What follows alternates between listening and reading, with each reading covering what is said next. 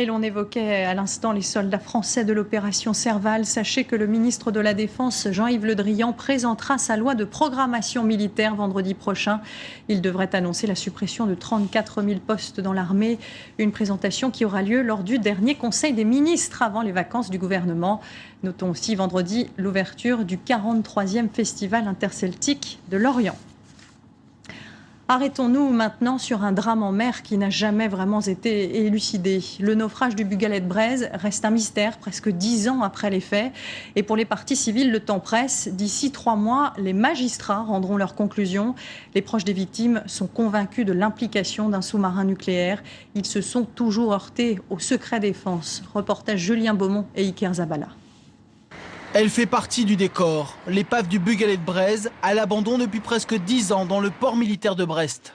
Je pense que la vie de 5 marins pêcheurs ne compte pas pour eux. La vérité n'ayant pas été dite au départ, c'est pas 10 ans après qu'on va le dire. On est face au mur du secret défense. Et qu'est-ce qui peut casser ça? Une seule chose, la volonté des politiques. C'est la hantise de tout marin, périr en mer sans pouvoir agir, comme ce 15 janvier 2004. Le Bugalet-Braise est happé vers le fond, au large de l'Angleterre. D'après les experts, ce n'est ni un accident de pêche ni une collision avec un porte-conteneur, mais plutôt un sous-marin qui s'est pris dans les filets, 5 pêcheurs à bord, coulés en 27 secondes. Si rapide que d'après les spécialistes, c'est forcément un sous-marin nucléaire. Or, ce jour-là, sur les 4 présents, 3 sont atomiques. Un Français et un Anglais en exercice militaire, un Américain en mission de surveillance. Des pistes, mais pas d'aveux. Un autocollant sur sa voiture, voilà tout ce qu'il reste à Michel Douce, du Bugalet-Braise. L'armateur a perdu ses hommes, son bateau, son entreprise, mais pas sa ténacité.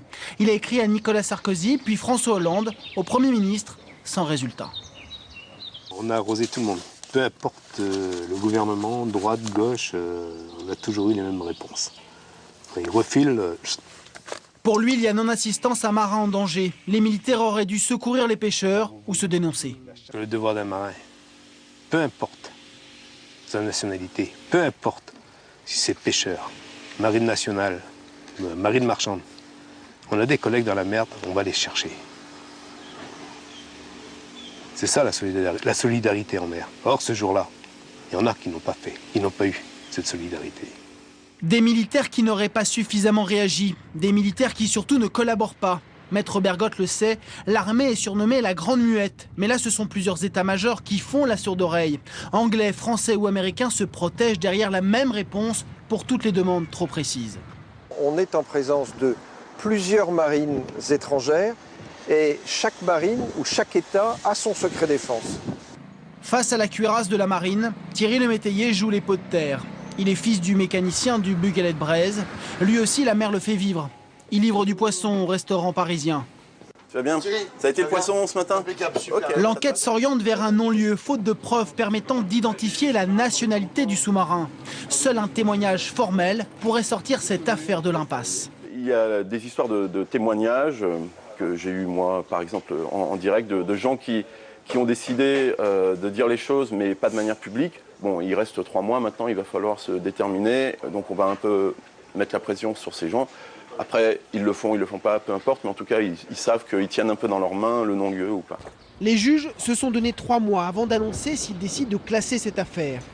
En breton, Bugalet-Braise veut dire les enfants de Bretagne, des enfants morts en mer, et personne ne saura sans doute jamais qui les a tués.